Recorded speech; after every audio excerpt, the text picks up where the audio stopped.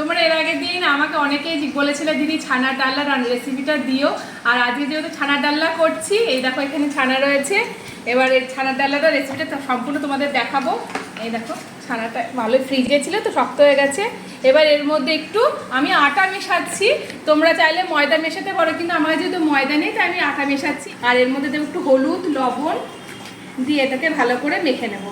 আর এইরকম শেপ নিয়ে দিতে পারো। এই দেখো আমি হাতে নিয়ে একটু একটু করে এরকম করে শেপ দিচ্ছি। তোমরা তোমাদের মধ্যে যেরকম গোল করতে পারো, চারকোনা করতে পারো। এই দেখো আর একজন এসে আমার জয়েন করেছে, বড় হেল্পার আমার।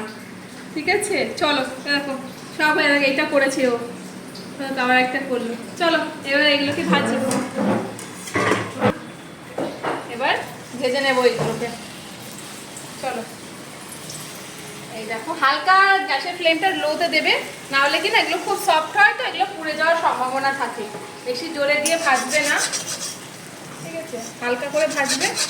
আর একটু তেলগুলো দিয়ে দেবে, এবার দেখবে খুব সুন্দর ফুলে উঠেছে। আর এই দেখো কত সুন্দর ফুলছে, দেখো এই দেখো চ্যাপটা চ্যাপটা করেছিলাম কি সুন্দর ফুলেছে, দেখেছো? এটা সব থেকে ভালো ফুলেছে, দেখো। এই দেখো এগুলো সব ভাজা হয়ে গেছে। চলো তুলে নিই। গরম তেলের মধ্যে দিয়ে দিচ্ছি গোটা জিরে আর শুকনো লঙ্কা আর তেজপাতা। আর এর মধ্যে দিয়ে দেবো এরকম করে আলু কেটে নিয়েছি, যেটা আলু দিয়ে ঝোল করব আমি। আলুগুলো দিয়ে দেবো।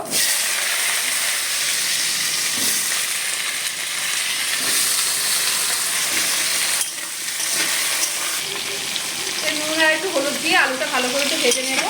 যেহেতু এটা নিরামিষ করবো তাই এতে কোনো পেঁয়াজ রসুন কিছু ইউজ করবো না।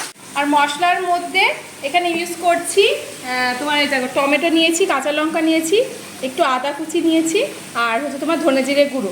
আলুগুলো ভাজা হয়ে গেছে, এবার একটা মশলাটা দিয়ে দেবো। এর মধ্যে হলুদ আর লবণ দিয়ে দিলাম, ওদের একটুখানি চিনি দিলাম।